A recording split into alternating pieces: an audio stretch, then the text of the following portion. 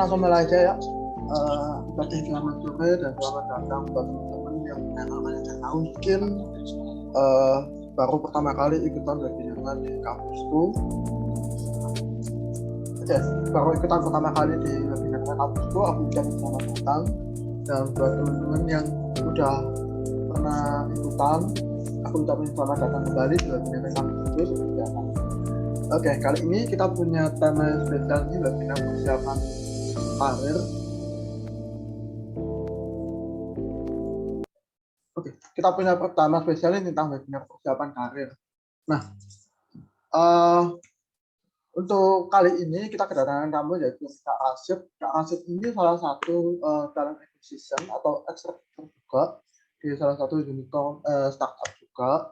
Nah, kali ini Kak Rashid pengen bagi ini gimana sih caranya kita persiapin karir buat kalian yang pengen kerja di tech company. Tech company berarti kelasnya kayak itu, Shopee dan sebagainya. Nah, mungkin belakangan ini kalian sering dengar ya kalau startup itu banyak ada PHK dan sebagainya. Tapi survei membuktikan sampai hari ini anak-anak itu masih tertarik untuk kerja di startup gitu. Nah, kita belajar dulu nih sama Kak Rashid gimana persiapannya, gimana bisa keterima masuk di sana dan sebagainya. Aku pengen undang dulu dong Kak Rashidnya. Halo Kak Rashid. Halo Anthony, halo everyone. Suaranya nggak ada Kak. Halo. Ada nggak ya? Suaranya belum masuk Kak. Masa sih? Oke, udah. Sinyalku ternyata. Oke. Hai, halo everyone. Oke, Kak Rashid boleh cerita dulu dong dikit aja tentang sekarang lagi ngapain kesibukannya. Oke, so ya seperti yang dijelasin sama Anthony, jadi aku sekarang talent acquisitions gitu ya di salah satu tech company, khususnya di online travel agent and super apps di Indonesia. Dan ya roles aku sebagai talent acquisition yang rekrut gitu ya, interview segala macam dengan kandidat-kandidat khususnya di tech position sebenarnya yang aku handle. Tapi sekarang aku lagi ada ad hoc project untuk handle untuk commercial intern gitu. Oke. Semakin nggak sabar kan dengerin Kak Rashid. Oke, untuk Kak Rashid aku langsung persilakan aja ya. Oke, thank you so much Dion. Anthony, I'm so sorry. Oke, so aku share screen dulu kali ya.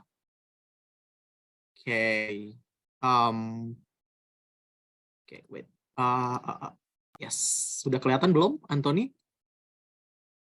Sudah Kak, bisa digedein Kak? Di Zoom, di perasaan. Aku udah zoom nih, udah kelihatan belum ya? Udah. Udah ya. Oke, halo everyone, selamat sore. Semoga teman-teman semuanya dalam keadaan sehat, khususnya di weekend kali ini ya. Oke, jadi hari ini aku pengen ngebahas tentang sesuai tema kita gitu ya, tentang persiapan karir khususnya di startup atau tech company nih teman-teman. Nah, sebelumnya kenalin dulu, aku Rashid, aku as a talent acquisition di tech company. So teman-teman mungkin aware sama tiket.com, so ya aku sekarang talent acquisition intern di tiket.com gitu.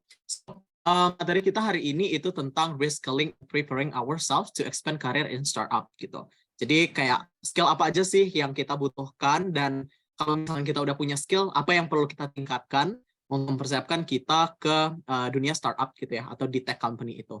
Well, sebenarnya aku mau ngasih konteks dulu nih teman-teman. Jadi kalau menurut aku sebelum kita masuk ke benar-benar kayak kerja gitu ya di company itu, menurut aku yang pertama yang perlu banget kita persiapkan itu adalah awareness kita ataupun knowledge kita tentang business acumen.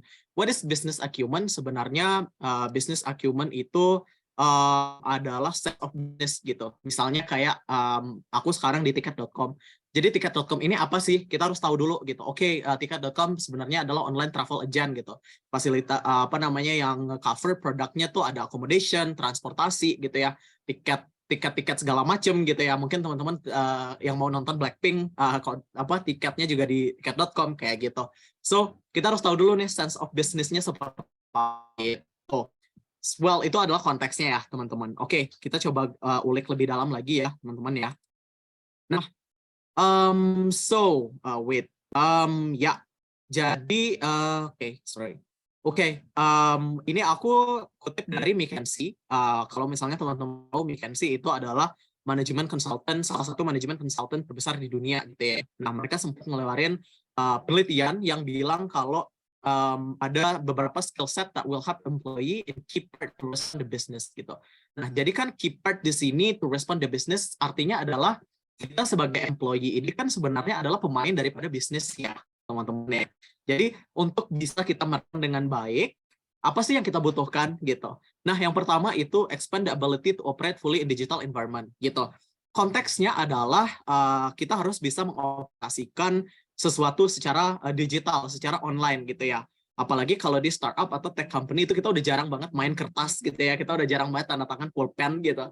Jadi kayak apa-apa tuh pakai kita upload ke Google Cloud, kita pakai Microsoft Google Suite, Microsoft Office, segala macam gitu ya, teman-teman.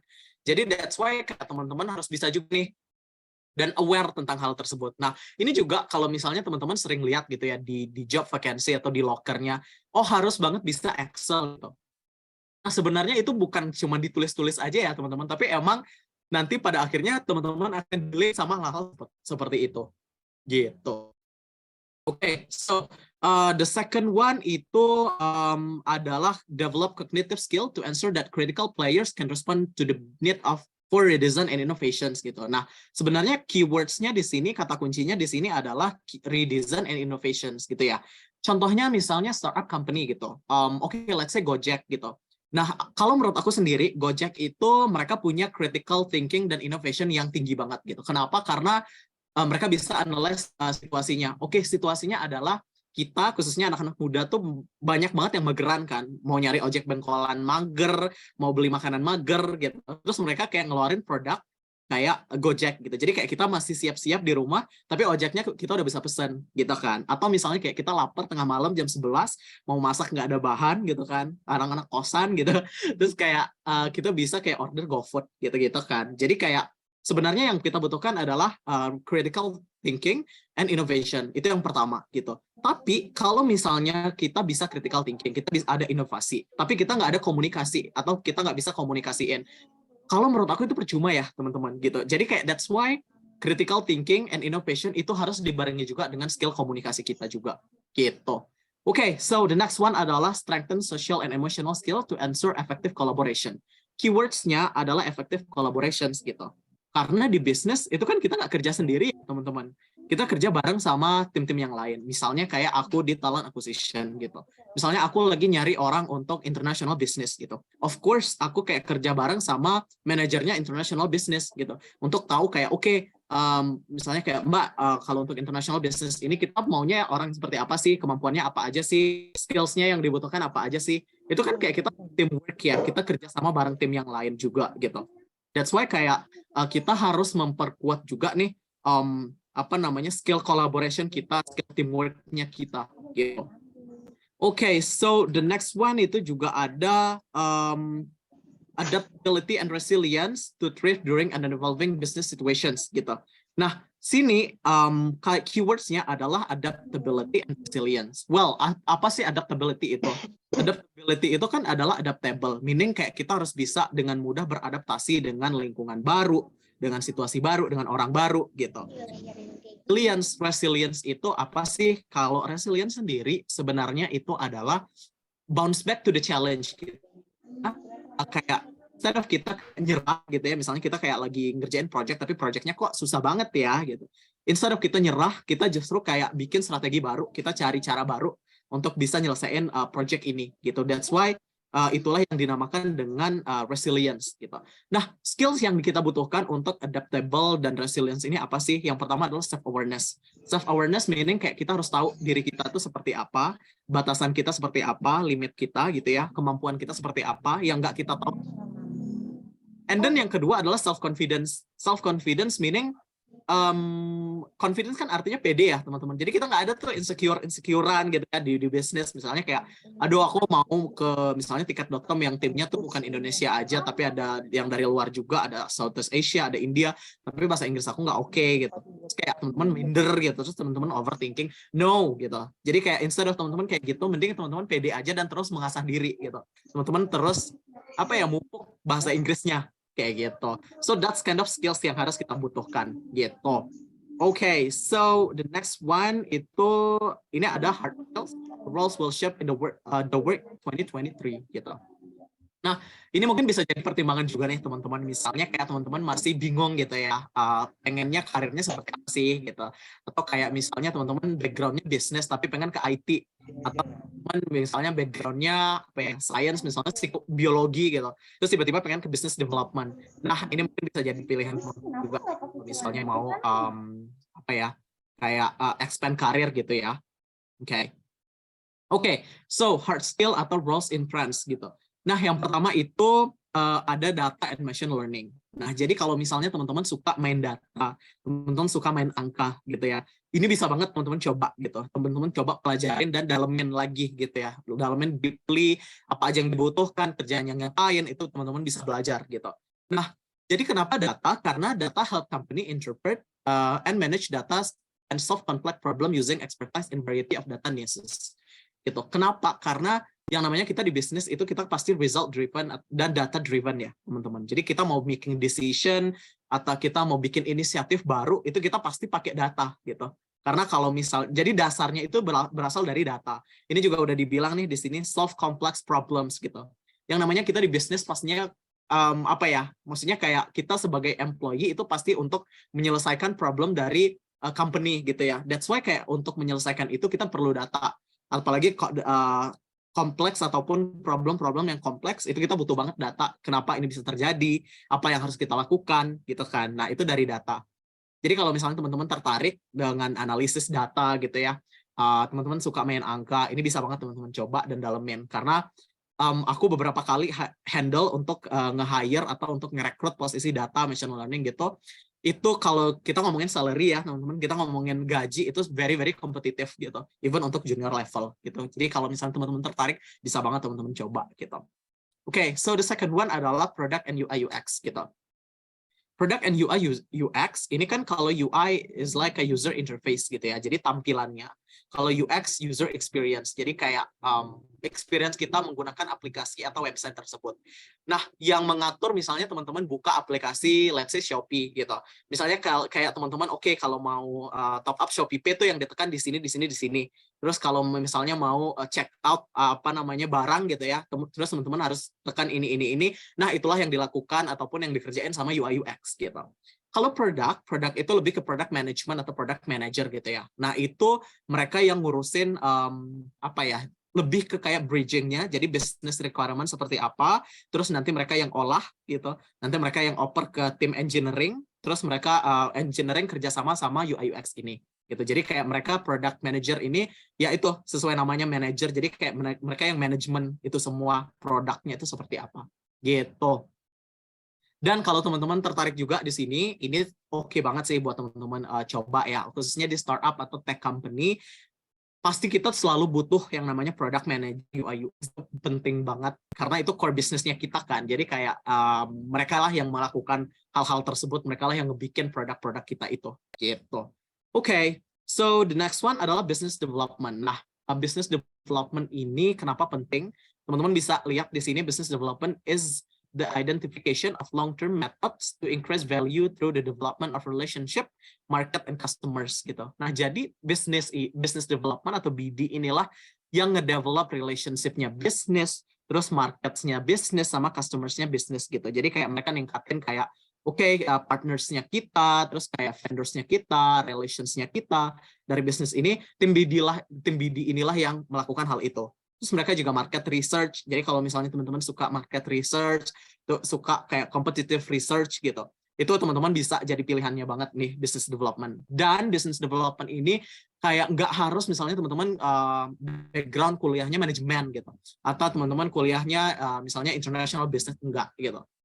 Karena basically ini akan masuk ke marketing, akan masuk ke partnership, akan masuk ke sales juga gitu.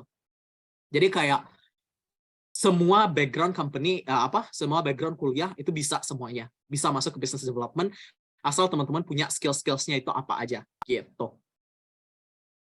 Oke, so next one adalah digital and brand marketing.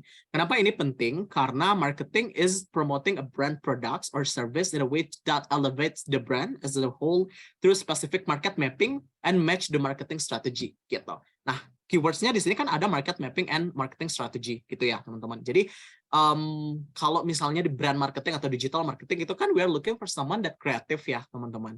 Gitu. Jadi kayak dia bisa analyze, dia bisa juga mengkreasikan atau menginovasikan. Oke, kalau misalnya target market kita dari hasil market mapping ini misalnya students gitu, kita harus bisa nih marketing buat student tuh seperti apa sih, yang mereka suka tuh apa sih. Jadi kayak in analyze market mapping, market research-nya itu seperti apa. Nah, nantinya tim digital and brand marketing ataupun in general marketing inilah yang akan mengurus hal gitu. Nah, ini juga bisa jadi pilihan teman-teman BD sama digital marketing, brand marketing, atau biasanya ada performance marketing juga gitu ya, atau social media marketing. Itu bisa banget teman-teman pelajarin, dan itu juga kayak kalau misalnya teman-teman tanya kayak Kak mau belajarnya di mana, banyak banget platformnya. Ya mungkin bisa course, mungkin bisa bootcamp, mungkin bisa workshop, mungkin bisa certifications, itu bisa banget teman-teman pakai gitu untuk utilize skill-skills yang pengen teman-teman develop ini gitu. Oke, so the next one itu ada personal soft skills need to improve gitu. Nah, sebenarnya kalau hard skill and soft skill, kalau menurut aku it should be a balance ya teman-teman. Jadi bukan jangan sampai sih, tapi kayak it will be better kalau misalnya balance gitu. Soft skills-nya kita oke gitu, terus di hard skills-nya kita juga oke. Tapi kalau misalnya agak tinggi-tinggi sebelah di hard skill kita oke, tapi soft skill kita nggak yang terlalu gimana-gimana banget, it can be developed kan teman-teman gitu. Jadi kayak teman-teman nggak usah takut kayak misalnya oke, aku misalnya marketing strateginya oke nih, tapi kok kayak communication terlalu oke.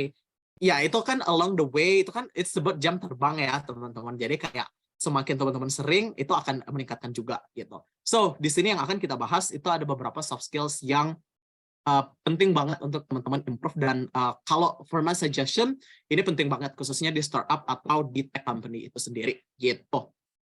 Oke, so the first one adalah agility and flexibility gitu.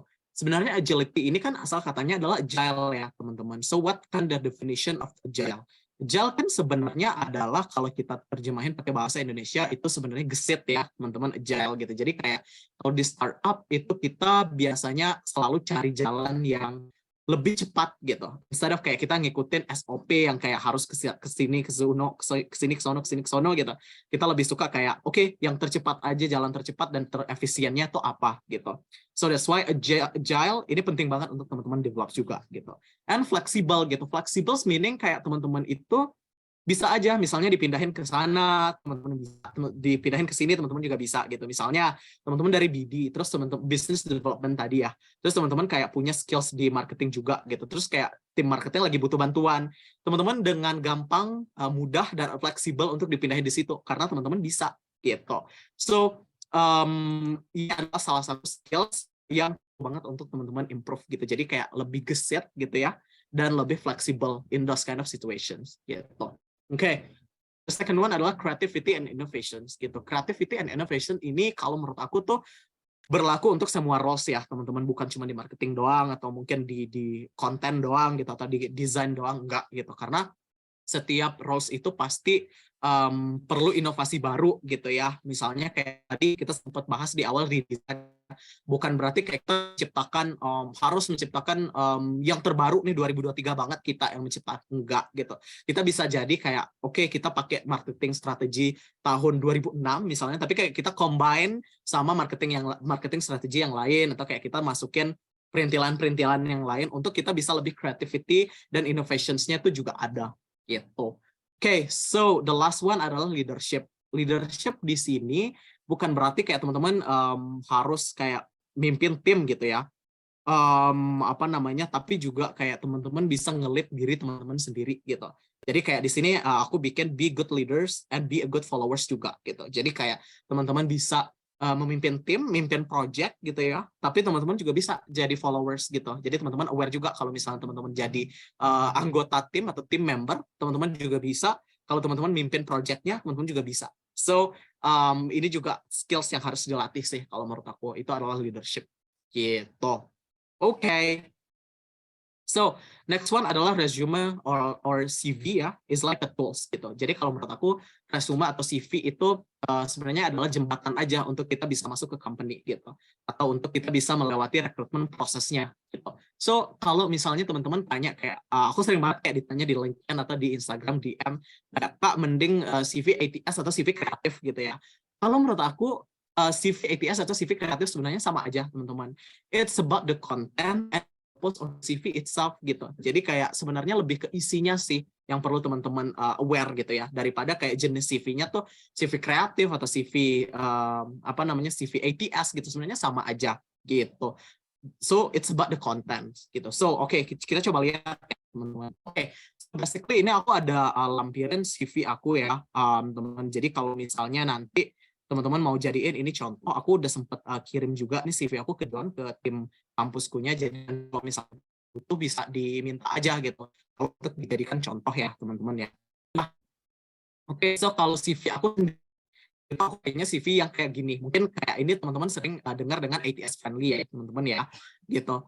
Jadi kalau untuk konten di CV sebenarnya customizable, jadi tergantung teman-teman mau customnya seperti apa gitu. Jadi kayak balik lagi ke teman-teman sendiri gitu yang mau diisi apa gitu. Nah aku sering banget kayak ditanya, Kak aku belum ada pengalaman kerja gitu. Well kalau nggak ada pengalaman kerja, pengalaman organisasi bisa dimasukin, pengalaman kepanitiaan bisa, volunteering bisa, terus atau misalnya kayak teman-teman nggak aktif juga tuh di kegiatan organisasi, tapi teman-teman lebih ke akademik, lebih sering ikut kayak konferensi, sering ikut lomba gitu, itu juga bisa dimasukin teman-teman. Dan kalau misalnya kalau menurut aku sendiri ya, kayak ikut lomba itu adalah salah satu poin plus banget. Kenapa? Karena dari situ kita bisa ngelihat kayak teman-teman itu tipikal yang kompetitif gitu ya. Karena kalau misalnya kita lomba pasti target kita menang kan ya teman-teman. Nggak ada tuh orang lomba kayak ya udahlah asal ikut aja, nggak ada sih kalau menurut aku ya. Jadi kayak itu penting juga kalau misalnya ada teman-teman bisa banget masukin dan it will be a great point gitu. Oke, kita coba analyze dulu nih CV yang aku pakai. Ini CV yang aku pakai untuk aku bisa apply di beberapa I can say like big tech company ya teman-teman. Aku dulu experience-nya dulu di Warung Pintar, terus di Ruang Guru, terus di Moladin, sampai akhirnya sekarang di tiket.com gitu. Nah itu untuk CV yang aku pakai itu kayak gini gitu. Oke, so yang pertama di atas itu adalah personal details. Jadi teman-teman bisa masukin nama ya teman-teman, terus alamat di sini. Alamat teman-teman aku sering banget ngeliat kayak alamatnya tuh masih sering dibikin kayak RT, RW, kecamatan segala macam. No, kalau menurut aku nggak perlu kayak gitu karena toh juga kita rekruternya nggak mau ngirimin GoFood juga ya teman-teman. Jadi kayak ya udah masukin aja kayak kotanya atau kabupatennya sama provinsinya di mana. Misalnya kayak aku misalnya di sini Kerinci, Jambi gitu ya. Atau misalnya teman-teman Bekasi, West Java gitu. Nah itu juga itu udah cukup kok gitu. Kita pengen tahu teman-teman domisilinya sekarang tuh di mana sih gitu. Oke, so terus abis itu ini how to reach you ya teman-teman. Jadi email, nomor handphone, sama LinkedIn. Kalau misalnya teman-teman punya LinkedIn, tapi as far as I know, sekarang tuh LinkedIn rata-rata udah punya semua lah ya, gitu. Udah jarang banget ya orang-orang yang nggak punya LinkedIn gitu ya, apalagi sekarang gitu. Nah itu teman-teman bisa banget nih masukin kayak untuk email dan nomor telepon, itu menurut aku wajib banget ya. Jadi kayak kita as recruiter bisa tahu nih cara nge-reach teman-teman itu seperti apa, kontaknya mana gitu. Oke, terus kalau misalnya teman-teman punya portfolio, misalnya teman-teman anak kreatif design atau video editor gitu, sorry, atau misalnya teman-teman marketing gitu ya, terus teman-teman ada portfolio, itu teman-teman bisa masukin juga nih, misalnya di samping LinkedIn, terus teman-teman bikin lagi tuh portfolio gitu, itu juga bisa banget. Jadi kayak pas kita klik, kita bisa langsung ngeliat nih, dan itu juga will be a great point dan great visibility juga untuk kita bisa ngeliat kayak oke, yang udah teman-teman hasilkan tuh seperti apa sih gitu. Oke, the second one itu adalah short bio. Short bio meaning di sini adalah profile gitu.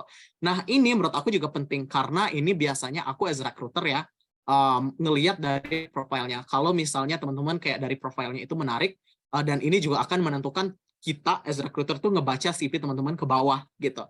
That's why kayak teman-teman di profile atau short bio ini wajib dan kita harus apa ya teman-teman bisa masukin kayak your motivation, your aspirations gitu ya di short bio ini hal-hal yang positif ya dari teman-teman sendiri, misalnya achievements-nya atau experience-nya gitu, itu juga bisa dimasukin di short bio gitu.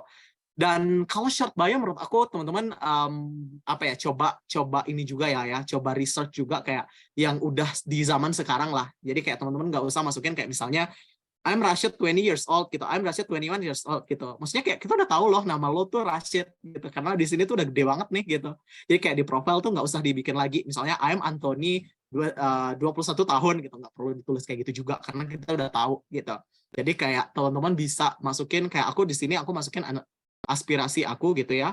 Aku masukin aspirasi, an aspiring professional human resource with deeply passionate, passion aku di mana gitu ya, di recruitment, employer branding. Terus experience-nya seperti apa, terus skills-nya seperti apa, terus sama motivasinya nih seperti apa gitu. Jadi kayak teman-teman nggak perlu juga masukin kayak I'm hardworking gitu. Kalau menurut aku hardworking tuh udah kayak jadul banget ya teman-teman. Mungkin kayak orang-orang tahun 80-an, orang tua kita yang apply ke suatu perusahaan juga kayaknya nulisnya I'm hardworking gitu ya. Jadi kayak teman-teman bisa lebih bahasanya lebih menarik lagi lah gitu. Teman-teman bisa coba research juga tentang hal itu gitu. Oke, so the next one adalah key skills gitu. Key skills and competencies di sini aku masukin kayak aku bikin jadi 3 subpoint gitu. Jadi ada skill set, tool set, dan language gitu. Kalau untuk skill set ini masukin hard skill sama interpersonal skills-nya teman-teman. Misalnya contohnya di sini ya, misalnya rekrutmen, executive search, behavioral even interview, employer branding. Itu kan sebenarnya hard skills ya yang aku punya gitu. Nah, soft skill-nya apa? Soft skill-nya di sini communication, analytical thinking, teamwork, adaptable, kayak gitu. Terus kalau untuk tools-nya, teman-teman make sure teman-teman tools-nya yang dipakai apa aja. Kalau aku di sini ada Google Sheet, Microsoft Office, Applicant Tracking System atau ATS, sama Job Portal. Job Portal tuh kayak misalnya Caliber, Tech in Asia gitu ya, untuk apply kerja gitu ya. Nah itu kan kita as a recruiter biasanya suka cari kandidat dari situ juga ya teman-teman. Jadi itu juga tools yang teman-teman pakai tuh apa? Misalnya teman-teman anak graphic designer ya, bisa dimasukin tuh misalnya kayak Canva atau kayak Adobe Photoshop kayak gitu, kayak gitulah pokoknya. And then ada language gitu. Language di sini make sure teman-teman masukin levelnya juga ya. Jadi kayak misalnya Indonesian, of course kita orang Indonesia pasti kita bisa bahasa Indonesia gitu ya. Terus di sini aku masukin English Professional Working Proficiency gitu. Nah, teman-teman juga bisa masukin misalnya teman-teman bisa bahasa Jepang atau bisa bahasa Prancis gitu, bisa bahasa Jerman, itu bisa juga teman-teman masukin gitu. Dan make sure you put the level juga gitu. Gitu. Oke, so next one adalah professional experience. Nah, ini lebih ke work experience ya, teman-teman. Bebas sih mau ditulisnya seperti apa, sama aja kok gitu. Oke, kalau untuk positionnya atau formatnya itu teman-teman mungkin bisa pakai yang kayak gini juga gitu. Jadi kayak posisinya dulu apa? Jadi posisinya tech recruiter freelance di Moladin. Anyway, aku belum masukin yang tiket.com gitu ya.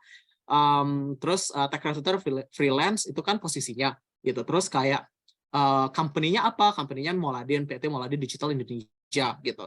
Terus waktunya dari kapan sampai kapan gitu. Nah, waktunya itu kan kayak dari Juli 2022, ini sebenarnya udah berakhir di September 2022 gitu. Teman-teman bisa kayak gitu. Gitu. Nah, yang terpenting adalah ini nih bullet point ini penting banget. Dan ini teman-teman nggak boleh skip ya kalau mau bikin CV gitu. Karena dari sinilah kita bisa menilai teman-teman yang teman-teman kerjain itu waktu di misalnya di company apa gitu ya, itu seperti apa sih, biar kita juga tahu nih yang teman-teman udah pernah lakuin apa, pengalamannya seperti apa, responsibility atau tanggung jawabnya seperti apa gitu. Itu teman-teman bisa masukin banget, dan wajib kalau menurut aku ya, wajib banget teman-teman masukin. Karena aku juga sering ngelihat kayak misalnya yang ditulis itu cuma posisi company sama waktunya doang gitu, tapi nggak nulis yang dilakuin itu apa gitu. Jadi kayak kita nggak tahu juga nih teman-teman ngelakuin apa gitu. Dan make sure teman-teman juga masukin nih poin-poinnya yang dikerjain apa. Kenapa? Karena oke lah kalau misalnya yang teman-teman apply di company Indonesia gitu ya. Kayak misalnya teman-teman pernah jadi human resource di Bukalapak misalnya ya. Ya kita udah tahu lah ya kayak human resource tuh kerjaannya apa, HR tuh kerjanya apa, terus Bukalapak tuh apa. Tapi imagine kalau misalnya teman-teman apply-nya di perusahaan Singapura gitu atau perusahaan Australia gitu. Terus teman-teman tulis kayak misalnya apa ya? Misalnya PKKMB universitas apa gitu. Nah, orang-orang Singapura kalau menurut aku nggak tahu ya PKKMB itu apa. Kalau kita kan udah tahu lah ya PKKMB itu kayak ospek apa gitu, ospek kampus, ospek jurusan gitu. Jadi kayak kita bisa analyze lah sendiri, oke yang dikerjain tuh paling kayak gini gitu. Atau kayak posisinya apa, misalnya kayak di Indonesia kita bisa tahu juga lah ya gitu. Walaupun sebenarnya it will be better, dan kalau menurut aku sih aku bisa bilang wajib banget teman-teman masukin tanggung jawabnya gitu. Oke, so next di sini aku baru masukin education. Kenapa aku masukin education di awal? Karena hal-hal yang pengen, karena di halaman pertama ini itu aku masukin pengalaman ataupun hal-hal yang menurut aku lebih menjual, gitu ya. Kenapa lebih menjual? Karena menurut aku pengalaman yang pengen aku jual itu sebenarnya bukan pengalaman pendidikan, tapi lebih ke pengalaman magang aku, pengalaman freelance aku, gitu ya. Jadi aku masukin education tuh di akhir gitu, maksudnya kayak di halaman 2 gitu.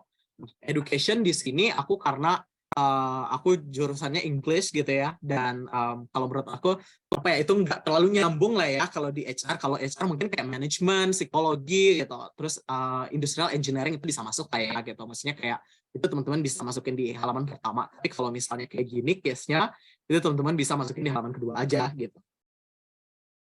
Oke, so next one itu aku di sini masukin organizational experience. Nah, pengalaman organisasi gitu ya.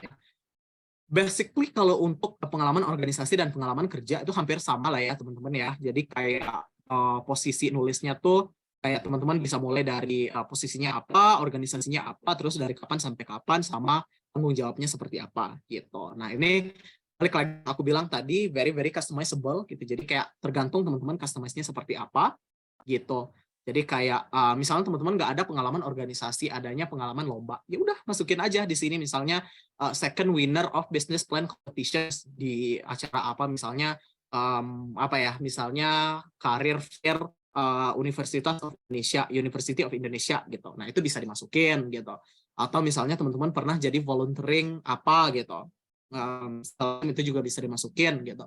Terus atau misalnya teman-teman punya project gitu ya, project misalnya bareng dosen penelitian apa gitu. Oh iya, publikasi itu juga bisa dimasukin loh teman-teman. Jadi kayak misalnya teman-teman pernah ikut konferensi national conference misalnya tentang economics development gitu, atau kalau dulu kan marak banget tuh banyak ekonomi di 4.0 gitu. Misalnya teman-teman ada pengalaman di situ gitu. Itu bisa kok teman-teman masukin di CV juga gitu. Oke, so terus di sini aku juga masukin other experience atau additional. Aku pernah jadi career mentor di Internet Indonesia, terus aku pernah jadi mentor di Mentor Kampus, terus aku pernah jadi guest speaker di radio juga waktu itu. Jadi kayak additional aja sih kalau misalnya teman-teman pernah jadi speakers atau mungkin kayak teman-teman pernah jadi pembicara gitu ya, itu bisa banget kok teman-teman masukin di CV juga. Gitu deh teman-teman. Oke, so next one adalah interview tricks gitu. Nah ini a bit important ya kalau menurut aku ya teman-teman. Jadi trik interview itu sebenarnya kalau misalnya teman-teman apa ya, kalau menurut aku interview itu tuh nggak mudah dan nggak susah gitu. Jadi kayak balik lagi ke teman-teman harus tahu dulu diri teman-teman itu seperti apa, pengalamannya apa, terus cocok nggak ya sama posisi ini gitu. Itu kalau menurut aku kalau misalnya teman-teman punya pengalamannya, terus juga kayak teman-teman tahu ya teman-teman kemampuannya seperti apa, itu akan mudah kok interview. Dan interview itu nggak semenyeramkan itu kok, apalagi di HR interview itu kita kayak ngobrol sama teman-teman aja gitu, kayak ya udah yang kita tanyain juga kalau misalnya teman-teman cari ya di Google kayak HR interview question list gitu, itu udah banyak banget, dan yang kita tanyain ya seputaran itu gitu. Paling kayak balik lagi ke HR-nya, paling ada kayak beberapa poin yang ada tambahan gitu, tapi basically so far ya yang aku sepengalaman aku ya itu kayak yang kita tanyain tuh pengalamannya apa, terus kayak motivasi mau join ke company kita seperti apa, terus kenapa tertarik di posisi ini gitu, terus kayak kemampuannya apa, terus kayak ya kayak gitu-gitu tuh kan kayak semuanya ada di Google ya teman-teman, kayak teman-teman bisa latihan gitu. Dan make sure kalau misalnya teman-teman dapat undangan untuk interview, itu teman-teman bisa prepare gitu. Kayak kalau aku sih biasanya prepare H-3 gitu. Biasanya H-3 tuh atau H-2 kapan misalnya kayak teman-teman dapat interview invitation untuk hari Senin. Nah, teman-teman dapatnya tuh hari Kamis atau hari Jumat. Itu kan kayak masih ada spare waktu ya, teman-teman untuk bisa latihan gitu. Ya udah latihan aja, kayak teman-teman ala-ala aja tuh di Google Meet, kayak buka Google Meet terus kayak teman-teman contek question-question yang ada di Google, terus teman-teman coba jawab pakai pengalamannya teman-teman gitu. Itu kan kayak part of praktis ya, dan praktis makes perfect kan gitu. Jadi kayak teman-teman bisa latihan sebenarnya gitu. Oke, so tapi di sini aku ada metode yang cukup ampuh, bukan cukup sih, ampuh banget dan works gitu ya. Mungkin teman-teman juga aware sama STAR method gitu. Jadi situation, task, action, and result gitu. Nah, jadi dan ini hampir di semua pertanyaan HR atau pertanyaan user interview itu teman-teman bisa kok pakai metode ini karena basically ini kan akan membuat satu cerita gitu ya, akan membuat satu cerita dari interviewnya teman-teman yang bikin dan kita juga bisa lebih aware kayak pengalamannya seperti apa, hal-hal yang dihandle seperti apa, actionnya seperti apa gitu. Dan itu diawali dengan situation. Jadi kayak misalnya teman-teman, misalnya HR-nya atau user-nya nyuruh ataupun minta teman-teman untuk jelasin satu project gitu. Oke, nah teman-teman mulai aja tuh kayak situasinya waktu itu seperti apa. Misalnya teman-teman business development ya, terus teman-teman ngelihat kalau misalnya penjualan di kuartal 2, misalnya kuartal 2 2022 kemarin itu turun 20% gitu. Itu situasinya gitu ya. In general ya, aku kasih contohnya. Terus kayak, oke, apa sih task yang harus kita lakukan? Ataupun tugas yang harus kita lakukan sebenarnya adalah untuk kenapa ini bisa turun dan apa sih yang harus kita lakukan untuk mencegah dan menaikkan kembali gitu. Teman-teman harus aware tuh yang harus kita lakukan misalnya ABCD gitu, misalnya meningkatkan marketing strategi gitu, atau lebih mapping ke marketnya seperti apa, terus analyze kompetitornya seperti apa gitu. Nah dari situ kan kita udah makin kebayang ya dari jawaban teman-teman itu seperti apa. Bisa ngebayangin oke situasinya waktu itu tuh kayak gini, terus anak ini tuh yang harus dia lakukan tuh ini gitu. Oke, nextnya action yang teman-teman ambil tuh seperti apa gitu. Karena teman-teman udah tahu nih yang harus teman-teman lakukan kan tadi di task gitu. Ya, teman-teman harus naikin revenue-nya yang kemarin turun di 30% itu. Apa sih yang harus teman-teman lakukan dan yang teman-teman lakukan itulah yang teman-teman ceritakan di action ini. Misalnya kayak kita coba revamp marketing strateginya yang awalnya kita kayak market kita ataupun target kita itu lebih ke students misalnya ya. Terus teman-teman perluas lagi lebih ke university student juga gitu, bukan cuma anak SMA, SMP, tapi juga mahasiswa juga nih untuk produk kita ini gitu. Dan teman-teman jelasin juga nih resultnya seperti apa, hasilnya itu seperti apa. Misalnya kayak once kita kayak udah memperluas lagi market kita, segmen kita, itu peningkatan kita yang kemarin itu turun 30%, sekarang jadi naik 40% gitu. Which is kayak berarti ada peningkatan gitu. Berarti itulah yang teman-teman ceritakan waktu itu di result. Jadi kayak dari tadi kan dari situasi, tugas, terus action yang teman-teman ambil sampai hasilnya itu kan bikin satu cerita ya yang teman-teman yang komprehensif dan kita kayak bisa tahu ya oke anak ini pernah ngelakuin ini pada saat itu situasinya nih kayak gini-gini, terus action yang dia ambil seperti ini dan hasilnya seperti ini gitu. Dan metode ini tuh ampuh ya teman-teman dan aku selalu mempraktekkan kayak misalnya kalau aku di HR kan misalnya situasinya oke, kita lagi butuh manpower planning sebanyak misalnya berapa gitu ya. Terus tugas yang harus aku lakukan adalah end-to-end recruitment proses mulai dari sourcing gitu. Terus kayak aku interview, terus arrange user interview sampai offering gitu. Terus action yang aku lakukan adalah misalnya aku collaborate sama kampus-kampus untuk bisa kayak dapat talent pool yang lebih banyak, pendaftar yang lebih banyak. Sorry.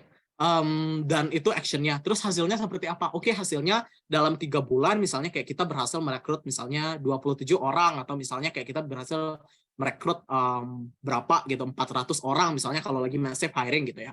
Nah, kayak gitu-gitu tuh teman-teman. Itu kan kayak bikin satu cerita yang komprehensif yang kayak kita dari segi HR-nya pun bisa tahu nih teman-teman udah pernah ngerjain apa aja gitu. Oke, so paling dari aku itu ya untuk material ataupun materi kita hari ini. Aku seneng banget kalau misalnya teman-teman bisa discuss, kita bisa discuss bareng teman-teman. Kalau misalnya ada yang mau ditanyain, boleh banget. So yeah, let's discuss. Thank you so much. Aku stop share ya, and I will get back to Anthony. Thank you guys.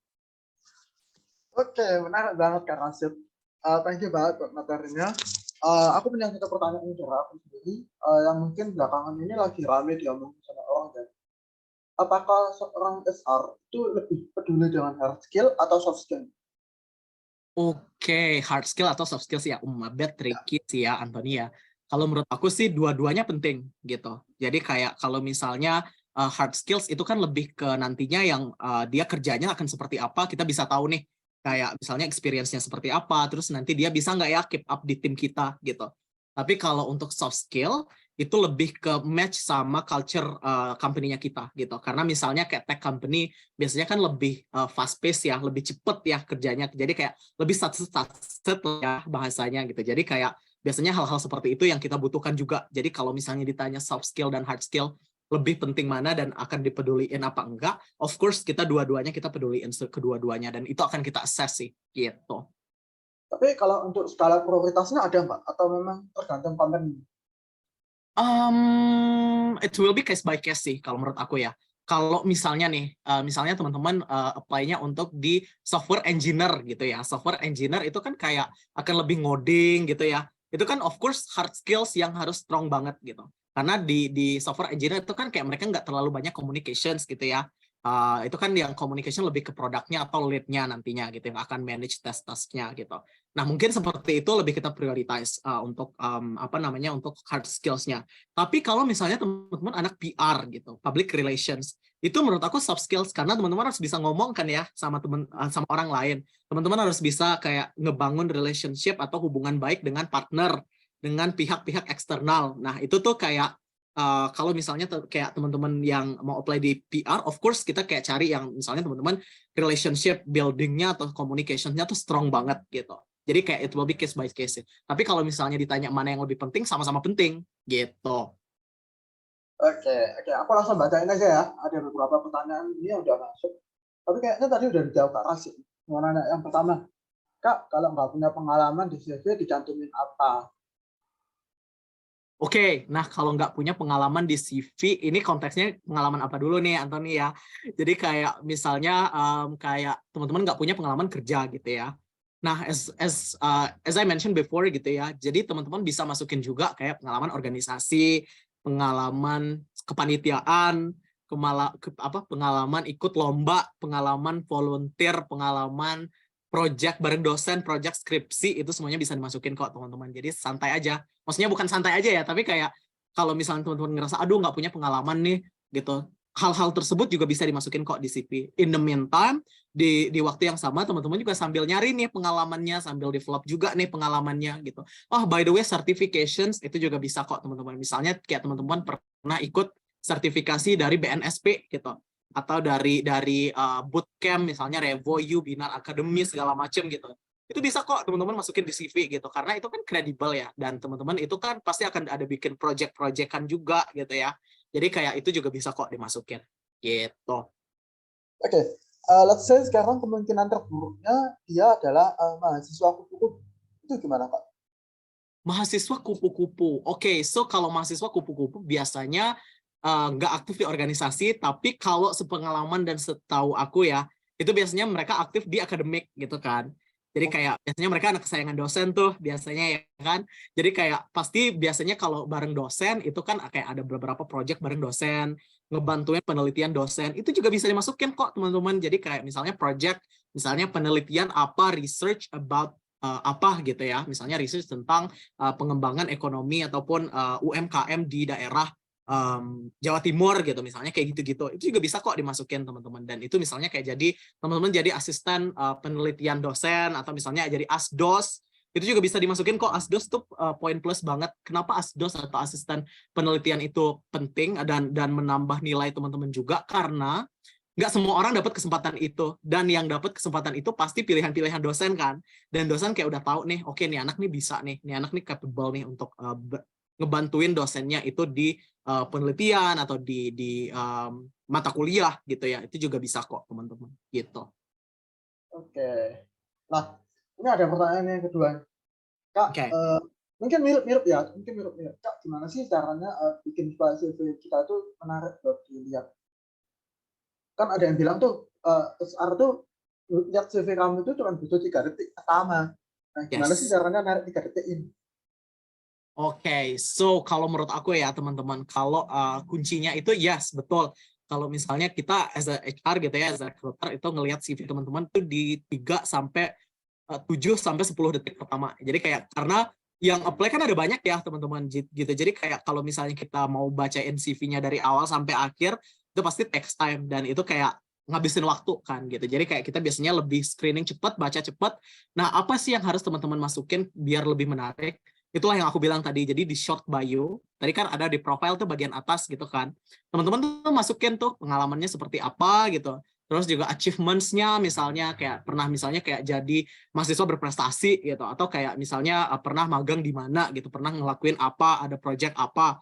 Nah, itu bisa teman-teman masukin di short bio di profile-nya di atas itu teman-teman bisa masukin tuh. Jadi kayak oke, dari sini kita bisa ngelihat dan kita kayak biasanya kalau oke gitu ya, kayak oke dari profilnya oke nih, biasanya kita baca tuh ke bawah gitu, apa aja sih yang anak ini pernah lakuin gitu.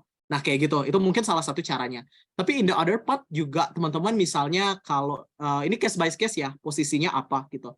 Misalnya kalau posisinya creative design, itu teman-teman mau cantumin portfolionya itu di bagian atas gitu. Jadi kayak kita bisa langsung klik portfolionya tuh seperti apa gitu. Jadi kayak kita bisa ngeliat oke, cocok nggak ya nih sama portfolionya sama kira-kira sense design dari company kita cocok apa enggak gitu.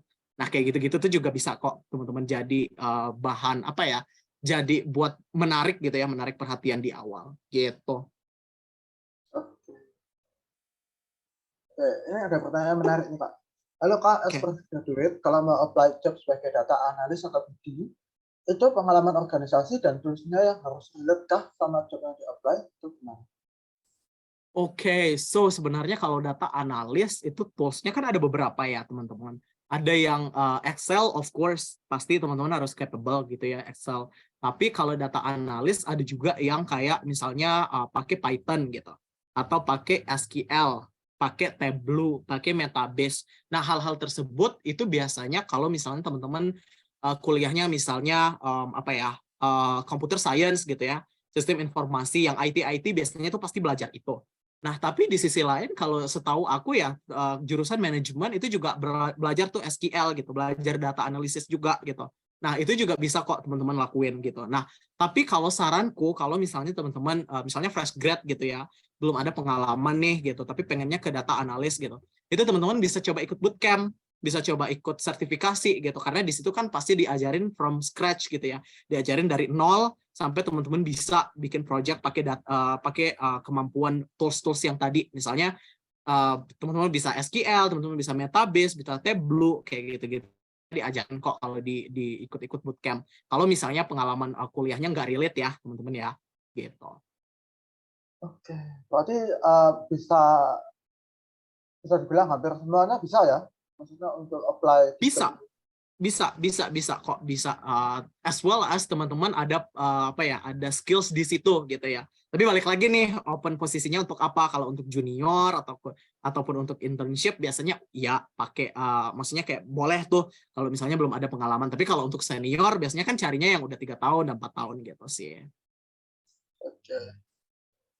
Oke, ini ada yang nanya, Kak, bukan nanya sih, mungkin lebih minta advice ya. Lalu Kak, ada Oke. saran dari Kakak nggak ke semua mahasiswa aktif saat ini supaya nggak nyesel nih ke depannya? Misalnya kita harus tukar sesuatu atau gimana? Pardon me, sorry, gimana pertanyaannya? Jadi ada saran nggak dari Kakak kalau misalnya ke semua mahasiswa aktif saat ini supaya mereka itu nggak nyesel nih setelah lulus? Mereka harus prepare sesuatu kah atau apa?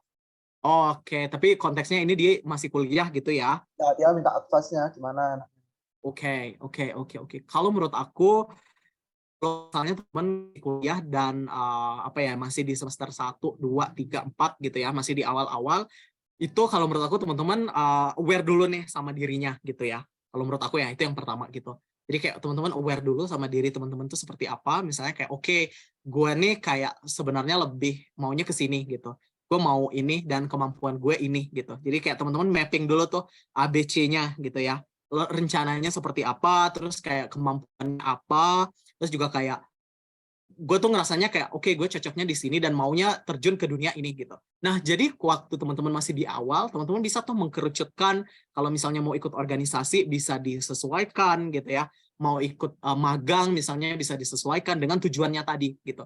That's why aku bilang yang pertama itu self awareness gitu. Self awareness itu penting banget sih teman-teman gitu. Jadi kayak teman-teman tahu kemampuan teman-teman apa, tujuan teman-teman apa, limit dan batasan teman-teman itu seperti apa gitu.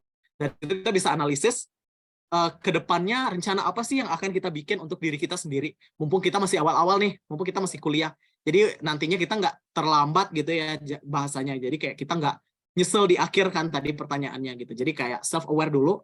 Jadi kayak tahu dulu kita mau apa, tujuan kita apa. Terus kayak apa namanya kita bisa mengkerucutkan tuh mau ikut organisasi. Misalnya teman-teman pengennya ke PR gitu ya. Oke, ya udah waktu organisasi tuh ikutin tuh PR terus gitu ya. Maksudnya kayak jadi semakin mengerucut dan teman-teman skills-nya juga semakin tebal tuh, semakin tajam gitu. Kayak gitu. Oke, kalau misalnya ini in case dalam kasus kalau misalnya mereka nggak tahu nih mereka mau ngapain, tapi ya pokoknya segala jalan ditabrak, semuanya diambil, itu gimana Kak? Oke, kalau misalnya semuanya udah terjadi gitu ya, semuanya Ya ditabrak. udah terjadi, Ya, jadi anak acara iya, anak PR iya gitu ya. semua diambil. Iya. Kalau menurut aku kalau yang kayak gitu udah terlanjur semuanya, ya udah teman-teman karena udah tahu nih sekarang gitu kan, jadi kayak teman-teman mulai tuh mengkerucutkan itu. Dan kalau menurut aku kalau misalnya persiapan karir nggak ada yang terlambat sih teman-teman gitu. Jadi kalau misalnya teman-teman ngira kayak aduh aku kuliah nih nggak ikut magang nggak ikut apa-apa, so sekarang waktunya gitu. Jadi kayak sekarang yang mulai sekarang gitu, nggak usah kayak nunggu-nunggu gitu. Tapi kalau misalnya kayak teman-teman mumpung masih kuliah gitu ya, itu teman-teman bisa mulai sekarang. Oke, sekarang semuanya udah diembat nih, acara iya, apa konsumsi iya, segala macam iya, sponsorship gitu. Oke, terus teman-teman karena udah banyak nih, teman-teman kan semakin bisa dapat comparison-nya ya, bisa membandingkan. Oke, kayaknya gue lebih cocoknya tuh di sini ya, gitu ya. Udah kedepannya teman-teman bisa fokusin tuh yang di situnya, gitu. Nggak ada yang terlambat sih teman-teman. Jadi mulai sekarang hashtagnya ya, gitu. Oke, berarti mulai ya jangan nunggu, pokoknya mulai aja dulu. Sip. Korek. Itu kalau kalau itu tuh jargon aku banget sih dari dulu ya. Jadi kayak oke misalnya kayak teman-teman ngerasa kayak aduh bahasa Inggrisnya nggak oke nih gitu ya. Tapi pengennya ke multinational company, pengennya ke Unilever gitu. Tapi kayak bahasa Inggrisnya kok masih biasa-biasa aja. Ya udah mulai sekarang belajarnya gitu. Jadi kayak nggak usah nunggu, mulai sekarang karena sadarnya sekarang. Ya udah mulai sekarang jangan nunggu gitu. Oke. Nah, ini kayaknya menarik nih. Kak, mau nanya dong, kenapa ada beberapa perusahaan itu kalau kita udah submit nggak ada kabar, kita di ghosting Nggak gitu. ada. Oh, nggak ada kabar. Tapi baru apply ya, baru ngirim lamaran gitu ya. Ya, tadi kita udah ngirim lamaran, lama nggak ada kabarnya. Oke, biasanya ya teman-teman ya, kalau baru ngirim lamaran tapi nggak dikabarin itu sering banget terjadi karena posisi yang misalnya teman-teman apply itu yang apply juga ribuan gitu. Aku bisa bilang ribuan karena sekarang aku lagi handle satu posisi, bukan satu sih, beberapa posisi internship gitu ya. Teman-teman kalau misalnya mau tertarik gitu ya, boleh banget tuh di karirtiket.com gitu ya. Teman-teman coba cari internship di situ, itu yang apply bisa ribuan gitu. Jadi kayak kita harus ngecekin satu-satu dan kita nggak mungkin apa ya bukan nggak mungkin sih maksudnya kayak HR kerjaannya juga bukan cuma ngelihat lamaran doang ya teman-teman ya jadi kayak kalau baru ngirim CV nggak dikabarin berarti teman-teman dan udah lewat 2 minggu nggak dikabar-kabarin teman-teman itu berarti emang belum rezekinya di situ gitu jadi kayak emang belum diproses belum dapat kesempatan untuk di situ gitu tapi kalau misalnya nih teman-teman udah interview gitu, udah di HR interview atau user interview, nggak dikabarin 2 minggu, itu teman-teman bisa follow up ke HR-nya gitu. Jadi kayak Kak, halo Kak, misalnya kayak gimana nih aku udah 2 minggu tapi belum dikabarin, apakah lolos apa enggak ya gitu. Itu teman-teman boleh banget kok yang kayak gitu. Tapi kalau misalnya baru apply, itu biasanya ya udah kalau misalnya nggak dipanggil selama lebih dari 2 minggu, berarti emang belum rezekinya di situ, belum jodohnya di situ, kayak gitu. Oke. Nah, aku pengen nanya dulu nih sebelum lanjut. Kira-kira dari kakak, posisi kakak sebagai SR itu apa sih yang menjadi red flag ketika pertama kali kakak lihat orang? Red flag, oke dari CV-nya gitu ya. Ya, red flag apa gitu. Oke, kalau kalau menurut aku mungkin dari dua perspektif ya. Kalau dari CV biasanya yang red flag itu biasanya kalau dari CV sih aku biasanya nggak terlalu yang kayak gimana-gimana ya. Kayak oke mungkin kalau misalnya teman-teman CV-nya nggak terlalu lengkap gitu ya. Misalnya kayak yang aku bilang tadi kayak cuma nulisin posisi sama company-nya aja tapi nggak ada yang dikerjain gitu. Tapi kalau aku lihat misalnya teman-teman ada pengalaman di situ, itu biasanya aku akan ajak tuh teman-teman ngobrol dulu yuk sama aku gitu di HR interview dulu gitu. Walaupun sebenarnya aku nggak tahu juga nih, that's why kayak aku mau ngobrol sama teman-teman biar teman-teman tahu, maksudnya kayak biar aku tahu kayak pengalamannya tuh apa kayak gitu-gitu ya. Tapi kalau di interview kalau menurut aku yang agak-agak red flag gitu ya, itu menurut aku attitude sih ya gitu karena maksudnya kayak dari awal aja kita di HR itu kan kita kayak gerbang awal ya teman-teman masuk ke company kita gitu. Jadi kalau misalnya teman-teman kayak attitude-nya nggak oke gitu ya, maksudnya kayak nggak yang kayak agak-agak gimana gitu ya, agak-agak red flag biasanya kayak aku nggak akan lanjut sih gitu dan aku juga nggak mau kayak nantinya user aku misalnya kayak kayak misalnya baru 2 minggu teman-teman join terus aku udah dapat laporan nih dari usernya kayak Mas ini kok anaknya kayak gini ya gitu itu kan kayak menurut aku kayak nggak mungkin lah ya, aku nggak mau juga kayak gitu, aku nggak mau ambil resiko kayak gitu. Misalnya contohnya aku pernah kejadian, mungkin aku sharing dikit ya Anthony ya. Aku pernah dapat kejadian kalau waktu itu aku handle lagi posisi intern juga, tapi kayak dia tuh attitude-nya nggak banget gitu kalau menurut aku waktu itu. Jadi kayak dia ngomong kayak, pokoknya dia pengalamannya oke, waktu itu dia kayak pernah jadi presiden BEM gitu, tapi kayak BEM fakultas gitu ya, ketua BEM gitu. Terus dia bilang kayak, aku nanyakan, jadi kayak misalnya, oke, boleh kenalin diri kamu dulu nggak gitu, kayak boleh jelasin nggak pengalamannya seperti apa. Terus dia bilang kayak gini, kan di CV udah jelasin, masa aku harus jelasin lagi gitu. Maksudnya kayak, oke gitu, kayak maksudnya itu kan nggak nyambung ya teman-teman ya. Jadi kayak kalau misalnya padahal sebenarnya kayak waktu kita kayak open question gitu, misalnya HR-nya kayak bilang, oke, boleh nggak jelasin diri kamu gitu, pengalaman kamu. Sebenarnya itu kita ngasih space untuk teman-teman bisa kayak ngomong pencapaiannya apa, motivasinya apa gitu ya. Jadi teman-teman maksimalkan tuh kayak pertanyaan-pertanyaan yang kayak gitu untuk teman-teman bisa jawab kayak hal-hal yang positif dari diri teman-teman tuh teman-teman sampaikan. Jadi kayak kita bisa take notes juga kan gitu, kayak oke nih anak ini pernah jadi ini, oke anak ini tuh dia pernah jadi ini gitu-gitu loh. Jadi kayak make sure teman-teman itu perlu that's why kayak aku bilang tadi kalau interview itu bisa latihan teman-teman. Jadi kayak teman-teman latihan aja tuh yang harus diomongin tuh apa, terus teman-teman evaluasi gitu ya. Yang kurang ya tadi kayak gitu-gitu. Itu bisa kok gitu. Itu agak refleks sih kalau yang kayak gitu ya. Oke, berarti attitude masih di atas segalanya ya. Sure. Attitude tuh masih banget. Dan aku juga sempat ngobrol sama usernya ya. Terus aku bilang kayak, Mbak, kalau misalnya nih anaknya oke, tapi attitude-nya nggak oke, itu gimana? Enggak dong, gitu. Dia bilang kayak nggak mau. Karena kayak skill, sebenarnya kayak hard skill, misalnya kayak kemampuan-kemampuan kayak gitu, itu kan bisa dipoles ya, teman-teman ya. Misalnya teman-teman pengalamannya nggak terlalu oke, tapi misalnya attitude-nya bagus dan cocok nih sama timnya gitu.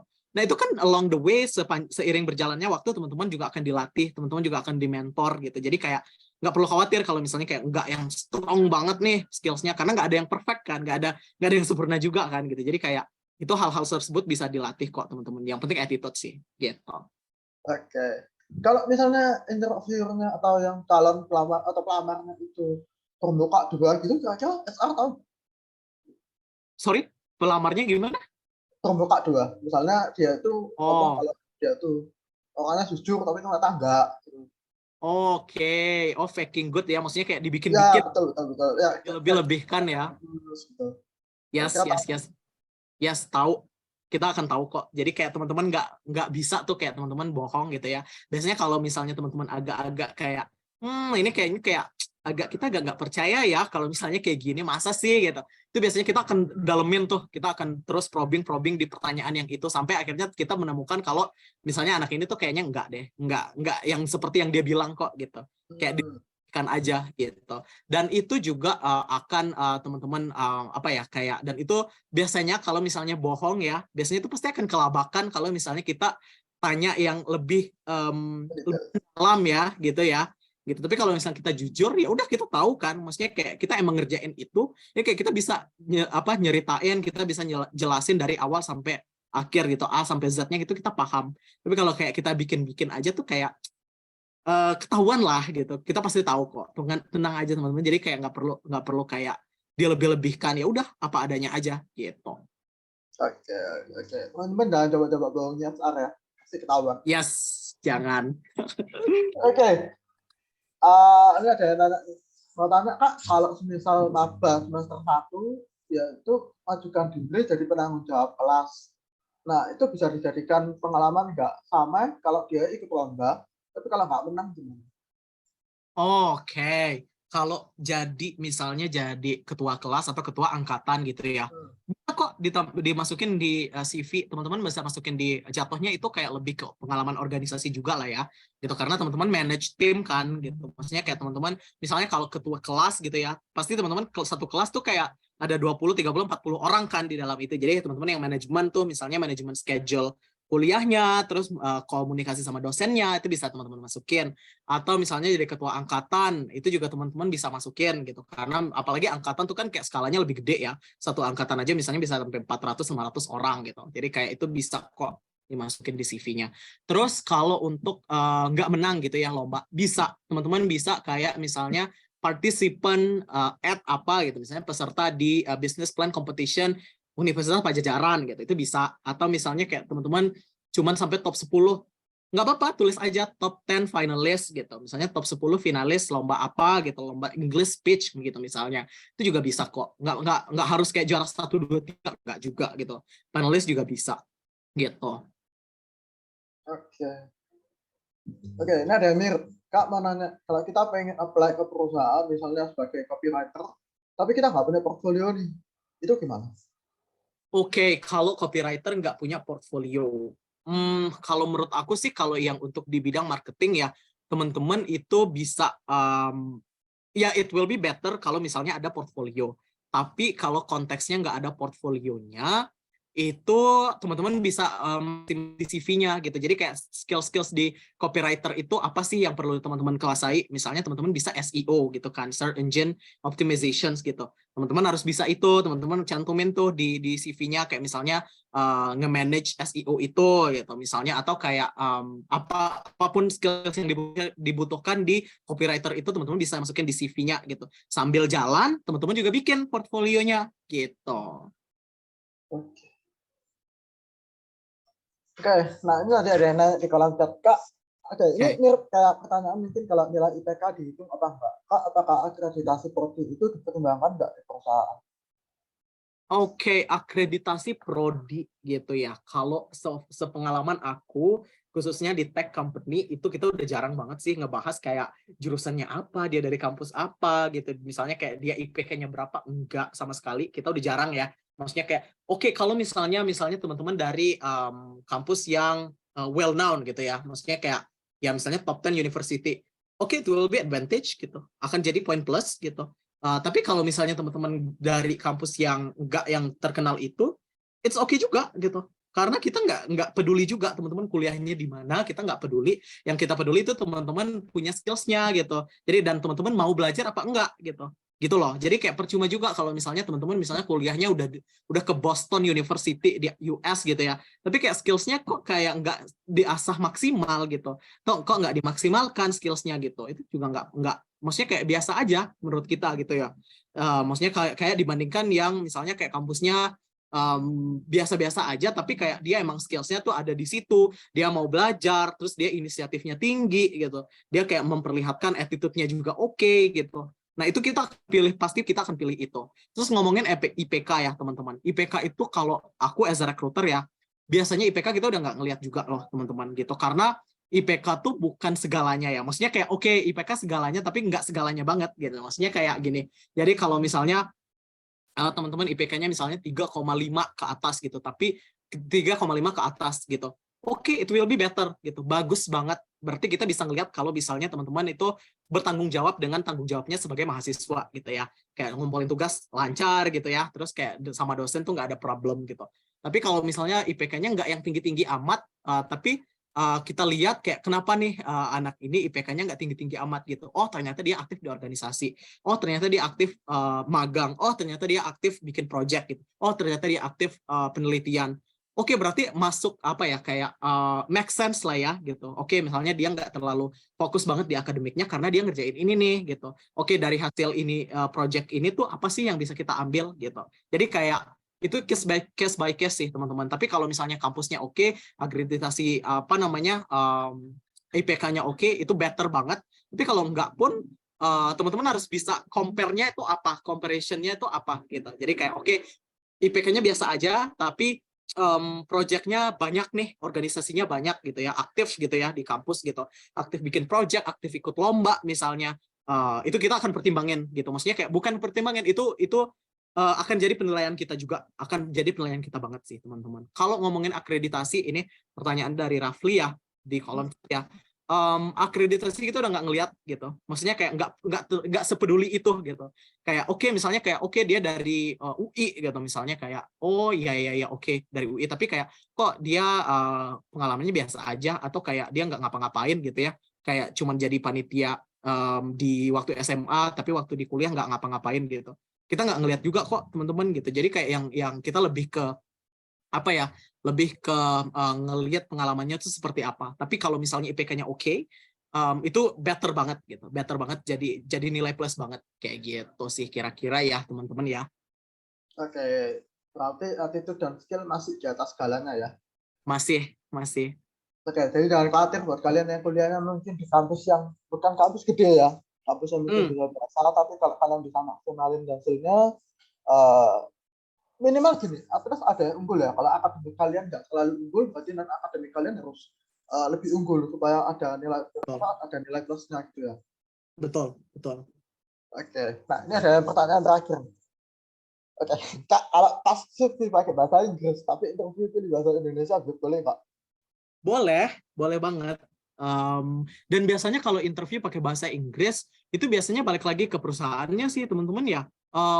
Kalau biasanya perusahaan yang apa ya kayak interviewnya pakai bahasa Inggris, itu biasanya yang multinational company, misalnya kayak di tiket gitu ya. Kalau di tiket itu kita interviewnya udah pakai bahasa Inggris gitu, karena timnya itu bukan cuma orang Indo, ada yang dari India, Singapura, Filipina, Thailand, Malaysia, Australia gitu ya.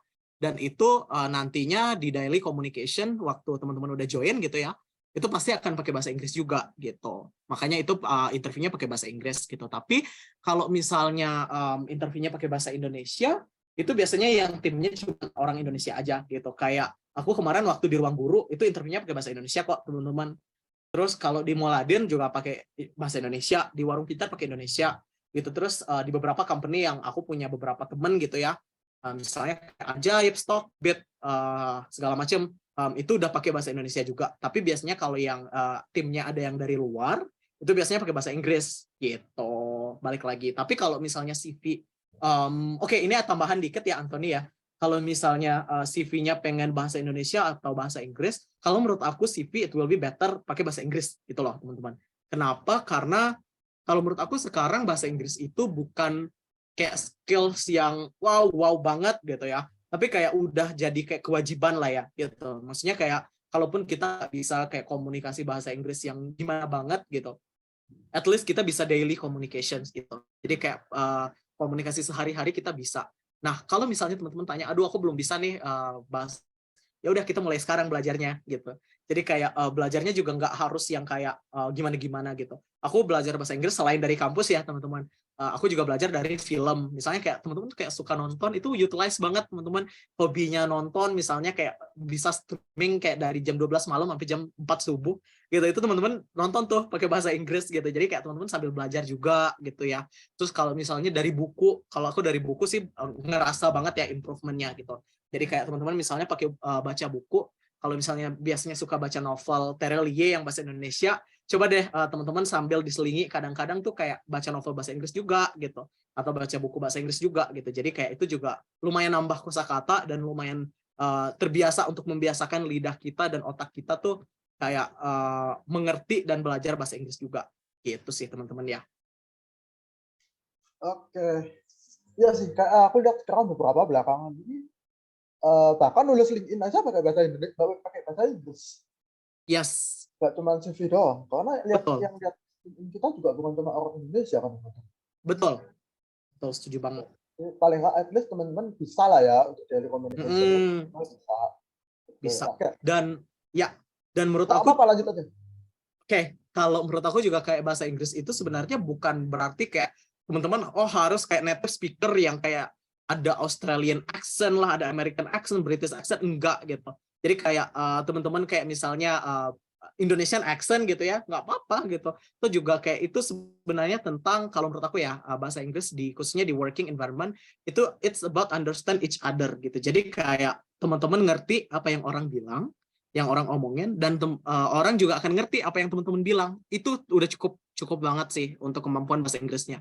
Sambil jalan kita terus belajar juga gitu. Tapi kalau misalnya untuk modal awalnya understand each other tadi gitu. Jadi orang bisa ngerti apa yang kamu katakan dan kamu juga ngerti apa yang orang katakan gitu. Itu udah cukup kok teman-teman. Sambil kita asah juga gitu. Oke. Oke. Ah, kita udah selesai sih untuk sore ini. Thank you banget Kak Asep buat Sama-sama. sharing-sharing di sore hari ini. Nah, buat teman-teman yang pengen tahu Kak Asep bakalan ngadain bootcamp nanti tanggal 11-12 Februari. Boleh spill dikit nggak? Kira-kira kakak pengen share apa di bootcampnya nanti? Oke, so nanti ya kita akan ada bootcamp di Februari ya teman-teman. Jadi stay tune di kampusku Instagramnya ya. teman-teman. Jadi nanti kita akan ada bootcamp career preparations. Jadi nanti mungkin kita akan lebih in touch ya teman-teman untuk misalnya aku akan assist atau ngebantuin teman-teman dari pembuatan CV-nya, terus juga kayak nanti kita juga akan belajar how to manage dan gimana sih cara kita nge-building atau ngebangun karir kita gitu ya. Terus gimana cara tackle di interview, terus misalnya kalau teman-teman mau belajar, nanti kita mungkin coba bahas tentang interview pakai bahasa Inggris itu seperti apa, gitu ya. Nanti mungkin akan seputar career preparations juga sih, gitu. Oke, berarti lebih banyak seputar praktek ya, praktek. Yes, betul. Teman-teman. Oke, lanjut Kak Rashid. Aku mau share screen lagi sebelum kita tutup hari ini. Oke, selain Kak Rashid, kita juga masih punya event untuk besok, lusa, sama di bulan Februari juga. Webinar juga mulai dari Kak Junta nanti bakal sharing tentang gimana sih kalian bisa kuliah sambil kerja, terus tentang financial planning, tentang desain, UI UX, dan data writer. Ini semua di bulan Februari nanti. Apakah ada bootcampnya? Yes, ada bootcampnya. Nanti bootcampnya mungkin setelah Kak Rashid dulu. Kak Rashid nanti di bulan Februari, tanggal 11 dan 12. Pantengin aja kapan pendaftarannya di Instagramnya kampusku. Oke, nah berikutnya aku minta tolong kalian kasih feedback buat kampusku, buat Kak Rashid juga, supaya mungkin next time kalau Kak Rashid jadi pemateri di tempat lain bisa lebih baik lagi, atau mungkin teman-teman bisa ketemu Kak Rashid lagi nantinya. Gitu. Silakan diisi, nanti sertifikatnya kita cetak berdasarkan hasil feedbacknya ini. Dan untuk teman-teman tolong diperhatikan ya, kalau upload story untuk feedbacknya pakai template ya, terus jangan lupa di tag-nya Rashidnya. Oke, aku pengen nanya nih sambil nunggu teman-teman. Aku kasih waktu 5 menit ya buat isi. Sambil nunggu aku pengen tanya Rashid. Kira-kira pada saat interview itu, apakah ada sesuatu yang kayak kakak tuh langsung oke, ini orangnya. Oke, she is the one, he is the one. Pernah nggak? Atau ada nggak? Moodnya Kak, moodnya dulu Kak. Sorry, oke. Misalnya kayak pas interview, oke, this is the one that I wanna choose gitu ya.